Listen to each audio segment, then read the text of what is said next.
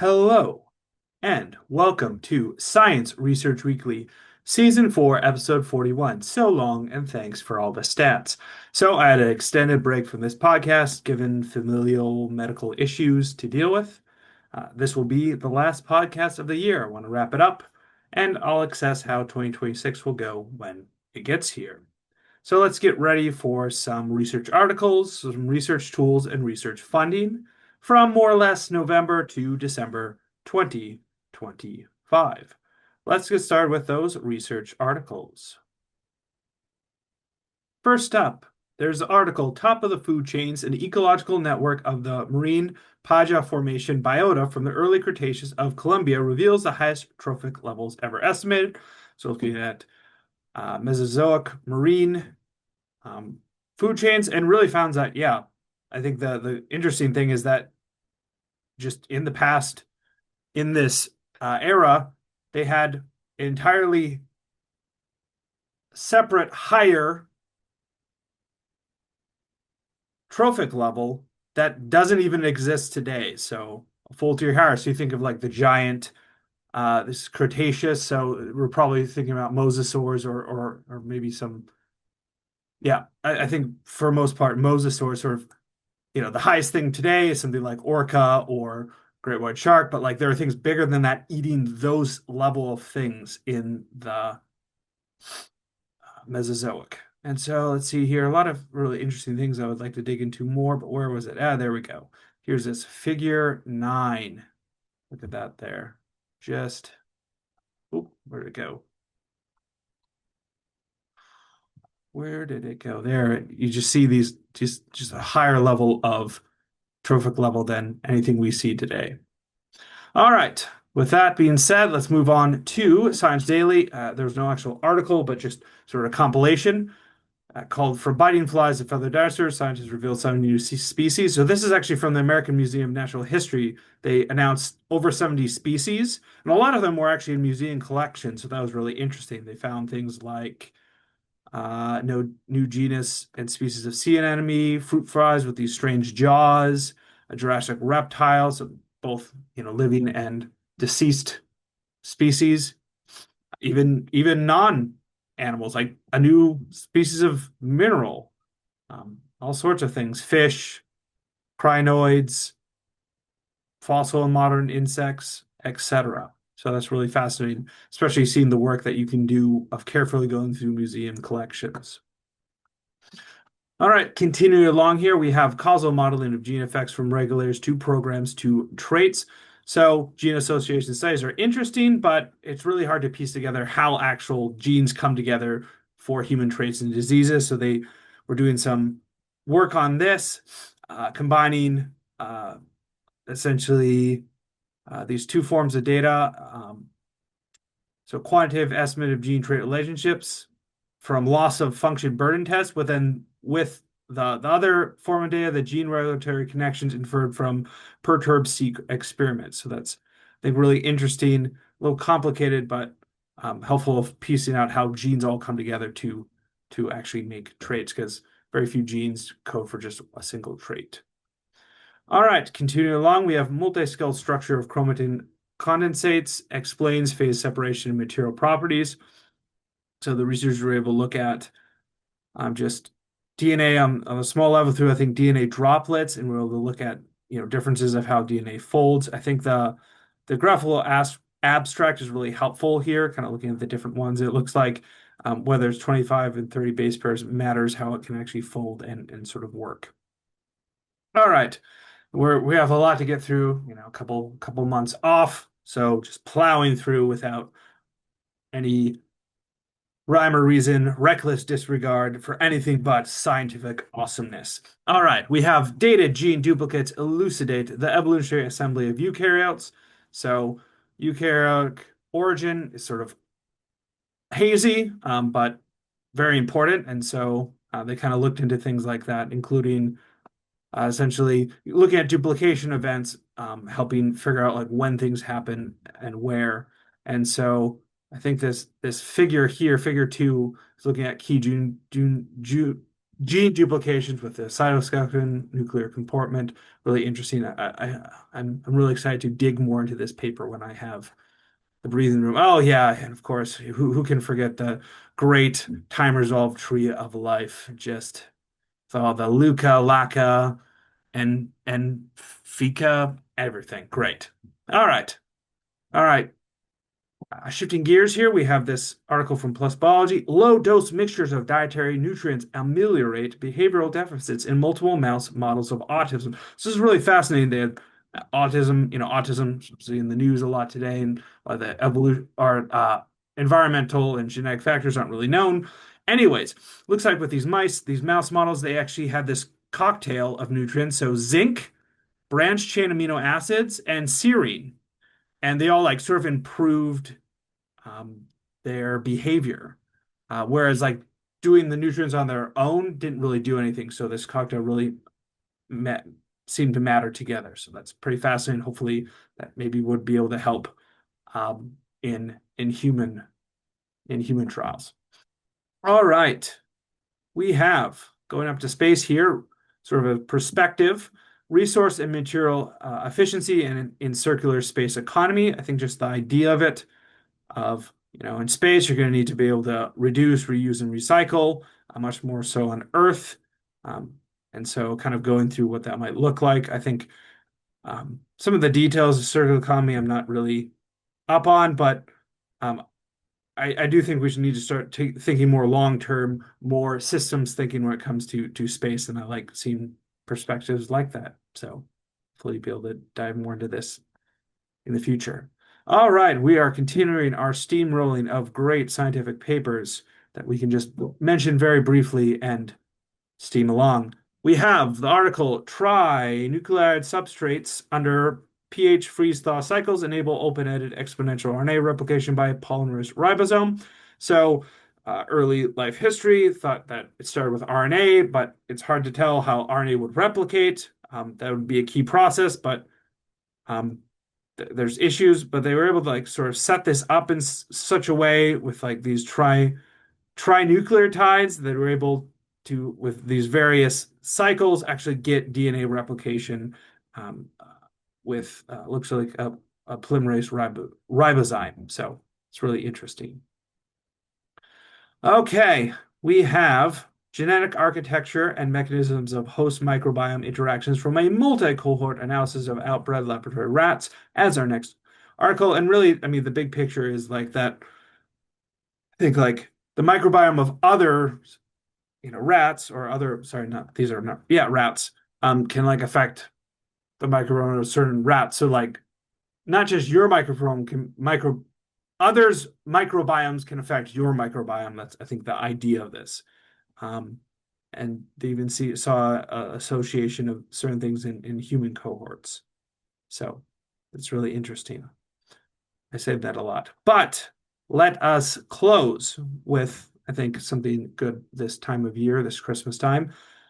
Well, not the deaths part of it, but the implications maybe move forward. This is the article from the Journal of the European Economic Association, which I've never read, but first time for everything. Deaths of despair and the decline of American religion. And they essentially looked at death of despair and saw a increase in the early 1990s with sort of at the same time there's a decline in religious participation, suggesting that social factors such as organized religion can play an important role in understanding maybe,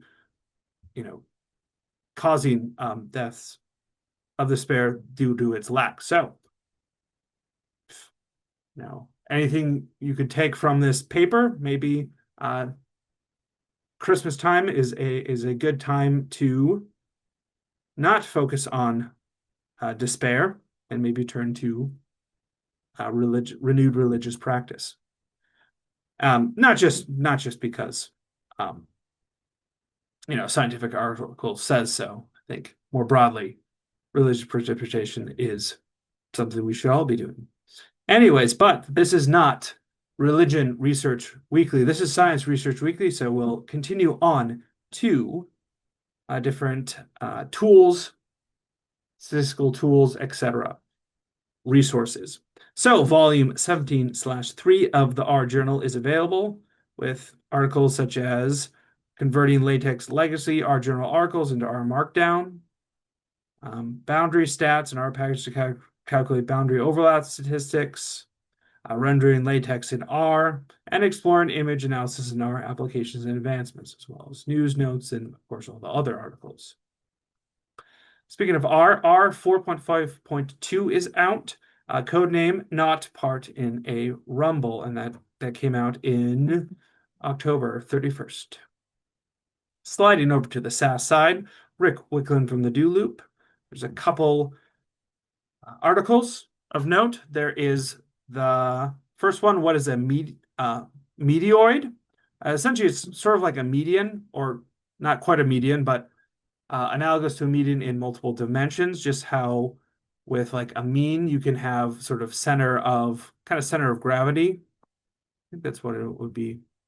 Or centroid. That's like a mean in multiple dimensions. A meteoroid is sort of like a medium in multiple dimensions, though it's different from I think a geometric medium. But you can do that and you can plot it. You can kind of have it, and it's always going to be one of the points. The meteoroid is going to be one of the points on the actual data, not just like a non-point sort of average or whatever. All right, and the second one, befitting the holidays, is the length of the string of lights that you need to wrap around your Christmas tree. And so how about using Sass for that? There's a couple different models that you can use. Helical models of stringing lights, N-ring models of string lights, and of course the accompanying R code to get that done, and some nice appendix for the N-rings formula. All right, we'll switch over to continue with our Christmas theme, Jumping Rivers blog, machine learning powered naughty list, a festive Jumping Rivers story where they took a bunch of their employees and they just did a machine learning example using sort of fictional naughty and nice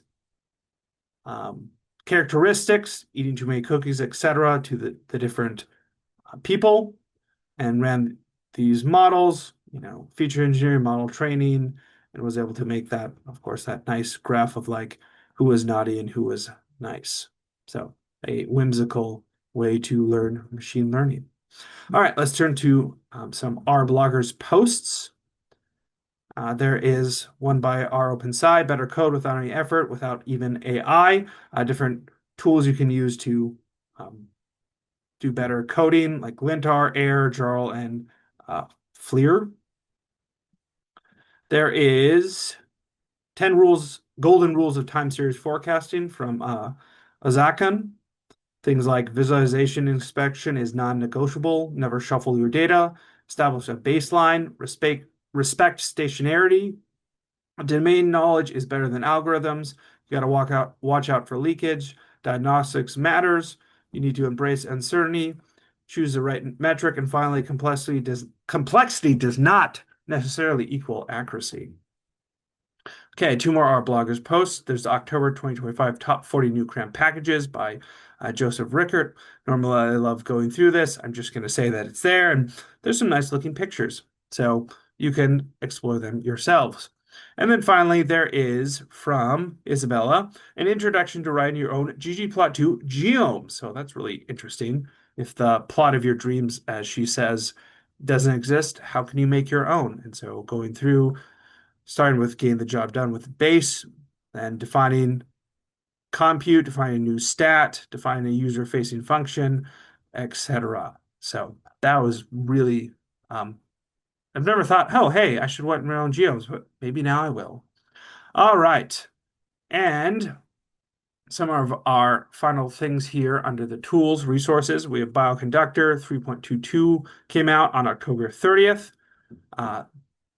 So there is 59 new software packages, 6 data experiment packages, 2 new annotation packages, no new workflows, 1 new book, and many updates. And so you can go through all the different packages. There's things like chromatograms. There's DD experiment. There is Hi-C pots, no tame stats, and stadium. So check that out if you are a bioconductor person. All right, let's think of some new CRAN packages that have come out. Bigger list than normal because I had 2 months to work with, but we'll just run through these like we are wild with abandon and thrilling with our R code. All right, so there's Colli R stats, functions to streamline statistical analysis and reporting, block R ggplot, interactive ggplot2 visualization blocks, ggrecipes, recipes for data visualization, Association Explorer 2, a user-friendly, shiny application for exploring associations and visual patterns, DOI Creator, append DOIs to references in Word documents, SVG edit, insert graphs, images, and text in SVG files, WSMed, within subject mediation analysis using structural equation modeling, KG stats, metrics of R packages, real serve sim, symbolized survival data, Steele-like Bayes, a compendium of Bayesian statistical routines written in C++, macro and macro languages for R programs, no sleep R, prevents system sleep during long R tasks, Epidictt, epidemiology data dictionaries and random data generators, NP-ANCOVA, non-parametric, and ANCOVA methods, and release R, help with preparing a new package for R,